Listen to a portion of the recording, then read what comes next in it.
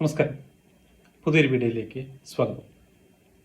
ഇപ്പോൾ കേരളത്തിൽ ഏറ്റവും കൂടുതൽ ചർച്ചയായി നിൽക്കുന്ന ഒരു വിഷയമാണ് മികച്ച നടിയായ വീണ ജോർജിൻ്റെയും മികച്ച സ്ക്രിപ്റ്റ് റൈറ്ററായ CM പിണറായി വിജയൻ്റെയും സംവിധായകനായ സ്പീക്കർ ഷംസീറിൻ്റെയും.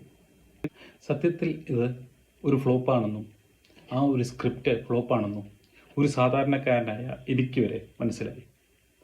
പിന്നെ എന്തിനാണ് മികച്ച നടി വീണ ജോർജ് ഇങ്ങനെ ഹോസ്പിറ്റലിൽ ഇങ്ങനെ കിടക്കുന്നത്? വീണ ജോർജിനെ എനിക്ക് ഇന്നലെ കണ്ടു കഴിഞ്ഞപ്പോൾ ബാഹുബലിയിലെ ദേവസേനയെ പോലെയാണ് തോന്നിയത്. കൊല്ലട, എന്നെ തൊല്ലട എന്നൊക്കെ പറഞ്ഞ് നെഞ്ചും വീരിച്ച് ചെല്ലുന്ന ഒരു പോലെയാണ്. അതായത് മുഖത്ത് അഹങ്കാരം പൂത്തു നിൽക്കുന്ന ഒരു രൂപവും, ഞാൻ ഒരു മന്ത്രിയാണെന്നുള്ളൊരു ഭാവവും, എന്നെ ആരും ഒന്നും ചെയ്യില്ല, ചെയ്തു കഴിഞ്ഞാൽ അതെനിക്ക് വോട്ടാക്കി എടുക്കാമെന്നുള്ളൊരു അഹങ്കാരത്തോടെയുള്ളൊരു ഭാവമായിരുന്നു. പക്ഷെ 8 നിലയിലെ സ്ക്രിപ്റ്റ് പൊട്ടി. അത് കള്ളത്തരമാണെന്ന് ഏത് കൊച്ചുകുട്ടിക്കും കണ്ടു കഴിഞ്ഞാൽ മനസ്സിലാവും. ഒരു കുഴപ്പമില്ലാതെ നിന്ന മന്ത്രി ഒരു ഫോൺ വിളി കഴിഞ്ഞപ്പോൾ പെട്ടെന്ന് ICUവിലായി. എന്താ ഒരു ജസ്റ്റ് ഒന്ന് CMനെ ഫോൺ വിളിച്ചു, നേരെ ICUവിൽ കിടന്നു. ICUവിലെ സ്വിച്ച് ഒന്നും ഓണല്ല എന്ന് ഇപ്പോൾ ഒരു ഫോട്ടോയിൽ കാണിക്കുന്നുമുണ്ട്.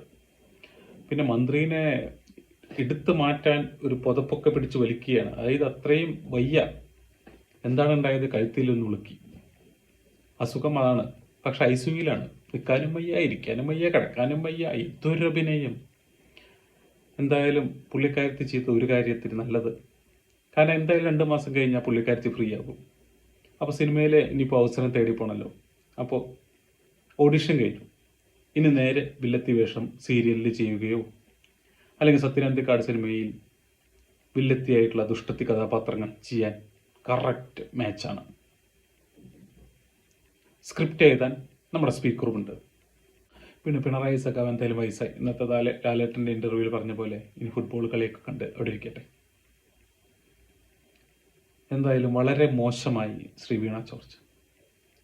ഇതിൽ വീണ ജോർജ് ഹോസ്പിറ്റലിൽ കിടക്കണപ്പോൾ എനിക്ക് പണ്ട് സ്പിരിറ്റ് എന്ന മൂവിയിൽ ലാലേട്ടനെ പോലീസ് ചെക്കിങ്ങിൽ അറസ്റ്റ് ചെയ്യുമ്പോൾ എന്തായാലും പെട്ടു. എന്നാൽ കുറച്ചുകൂടി കുടിക്കാം, എന്നാൽ എന്തായാലും ബ്ലഡ് ടെസ്റ്റ് ചെയ്യാൻ പോകുമ്പോൾ BPയും ഷുഗറും കൊളസ്ട്രോളും ഒക്കെ ടെസ്റ്റ് ചെയ്യാൻ ലാലേട്ടൻ പറയുന്ന പോലെ എന്തായാലും ഞാൻ അഭിനയിച്ചു ഹോസ്പിറ്റലിലെത്തി. എന്നാൽ പിന്നെ കുറച്ച് ദിവസം ICUവിൽ അങ്ങോട്ട് സുഖസുന്ദരമായിട്ട് അങ്ങോട്ട് കിടക്കാം, കുറച്ച് റെസ്റ്റുമായി, ആ നാണക്കേടിൽ നിന്ന് ഒഴിഞ്ഞു മാറാനും പറ്റി. മറ്റേതാകുമ്പോൾ വീണ്ടും മീഡിയക്കാരുടെ മുമ്പിൽ കള്ളത്തരപ്പെട്ടില്ലേ എന്നുള്ള ചോദ്യമില്ലല്ലോ. കുറച്ച് ദിവസം സുഖമായിട്ട് AC റൂമിൽ ഇങ്ങനെ കിടന്ന് പേഷ്യൻ്റായിട്ട് കിടക്കാമല്ലോ. കഷ്ടം. ഇതൊക്കെ കേരളത്തിലല്ലാണ്ട് വേറെ എവിടെ ഇങ്ങനെ നടക്കും?